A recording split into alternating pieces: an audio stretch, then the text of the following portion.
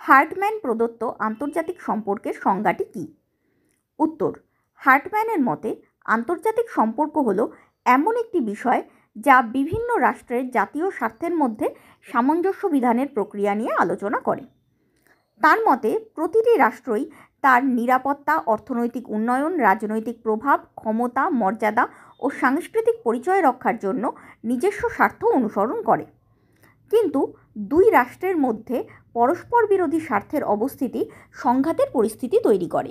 সেই সংঘর্ষ বা প্রতিযোগিতার পরিস্থিতিতে কূটনৈতিক আলোচনা, সন্ধি, চুক্তি, তৃতীয় রাষ্ট্র বা আন্তর্জাতিক সংগঠনের মধ্যস্থতা, বাণিজ্য ও অর্থনৈতিক অনুদানের মাধ্যমে সমন্বয়, সহযোগিতা ও সমঝোতার দ্বারা ভারসাম্য রক্ষা করার প্রচেষ্টাই আন্তর্জাতিক সম্পর্কের মূল বিষয়।